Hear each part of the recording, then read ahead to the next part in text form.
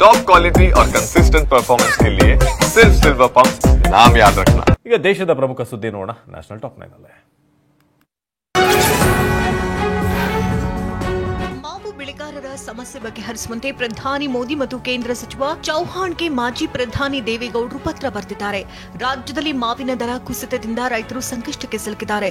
ಕೂಡಲೇ ಮಾವು ಬೆಳೆಗಾರರ ಸಮಸ್ಯೆ ಬಗೆಹರಿಸಿ ಅಂತ ಮನವಿ ಮಾಡಿದ್ದಾರೆ. ಬುಡಕಟ್ಟು ಸಮುದಾಯದ ಕುರಿತು ಆಕ್ಷೇಪಾರ್ಹ ಹೇಳಿಕೆ ನೀಡಿದ್ದಕ್ಕಾಗಿ ತೆಲುಗು ನಟ ವಿಜಯ್ ದೇವರಕೊಂಡ ವಿರುದ್ಧ ಎಸ್ಸಿ/ಎಸ್ಟಿ ಕಾಯ್ದೆಯಡಿ ಕೇಸ್ ದಾಖಲಾಗಿದೆ. ಏಪ್ರಿಲ್ 26ರಂದು ಹೈದರಾಬಾದ್ನ ಜೆಆರ್ಸಿ ಕನ್ವೆನ್ಷನ್ನಲ್ಲಿ ರೆಟ್ರೋ ಚಿತ್ರದ ಪ್ರೀ ರಿಲೀಸ್ ಈವೆಂಟ್ನಲ್ಲಿ ಆಕ್ಷೇಪಾರ್ಹ ಹೇಳಿಕೆ ನೀಡಿದರು.